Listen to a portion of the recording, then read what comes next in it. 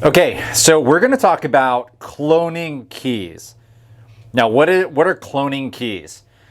So you have to know the difference because this is very different from programming keys.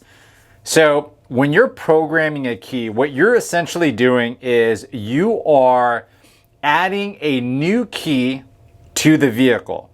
So the vehicle recognizes, the computer on the car recognizes that the key that you're programming is a new key. It's another key that's being added to the system. Most cars will only allow you to add maybe four keys, maybe five. It really depends on the car itself.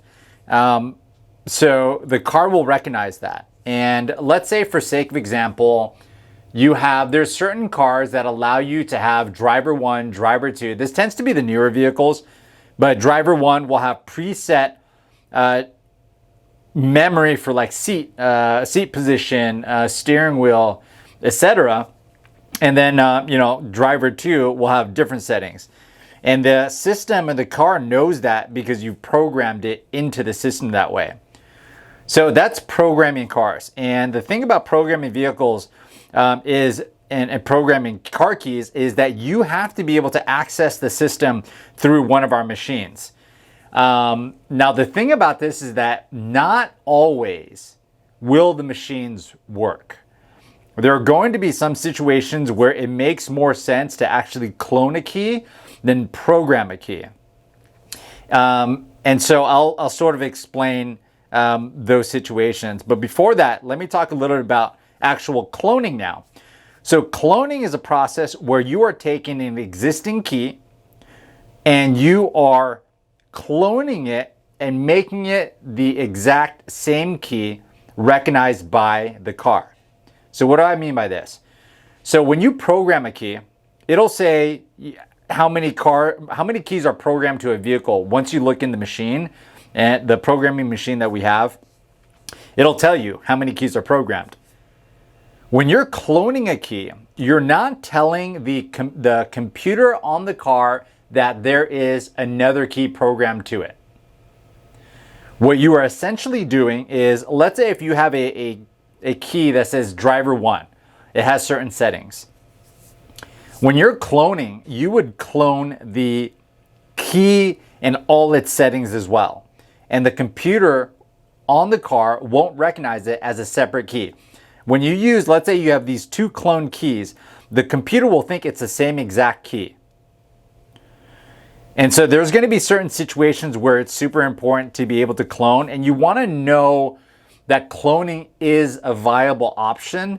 It tends to be a little bit more expensive, so you usually want to program a key, because programming keys, you can order them for cheaper. Cloning keys, the chip itself tends to be pretty expensive. So most of the times you want to program, but there are going to be instances where you want to clone a key.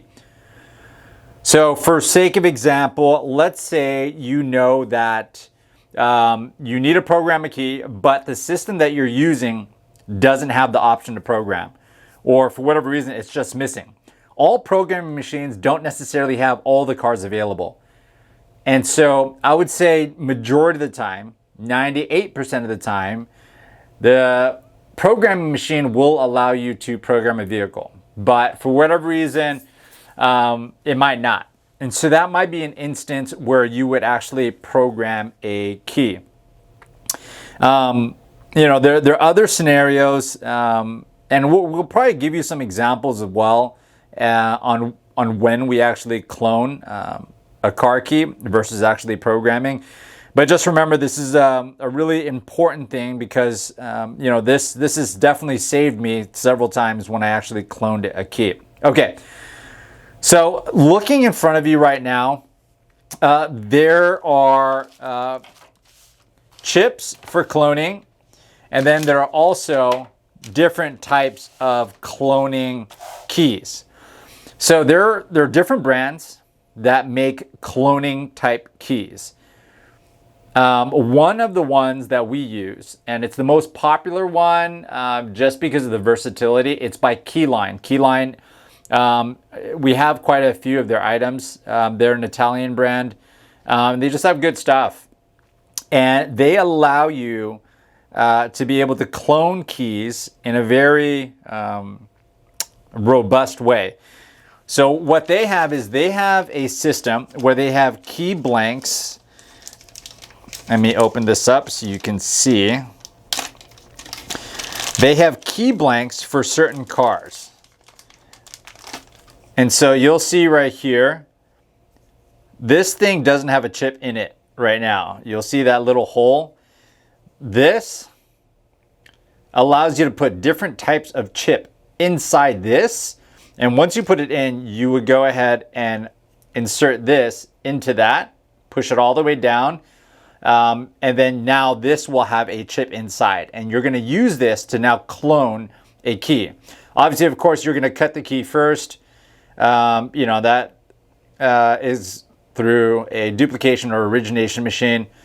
You'll see that there's a hole. You might not be able to see it because of lighting, but there's a hole right there. If you ever need to push this out because you need to take out the chip, you just use a thin, it could be, you know, we have the tools for it, but it's a thin little needle looking device, and you just stick it in, this thing will pop out. But this is an example of Keyline's cloning devices. It's basically, you find the chip and you find the key. You put them together and you use our machine in another video I'll show you to clone the key. So it's a separate key and a separate chip that you'll use to clone the key. Now that's Keyline and how their system works. This is another company called Ilco. Ilco is, you know, we use quite a few of their things as well. Ilco has a system where they basically have everything already built in, and these are clonable keys.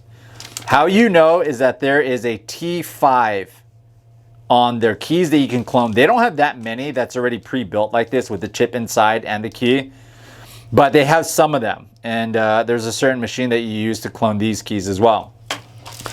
One of the things that I really got confused with was, well, I tried cloning this key, but it didn't work. And the reason why is that these are not meant for cloning.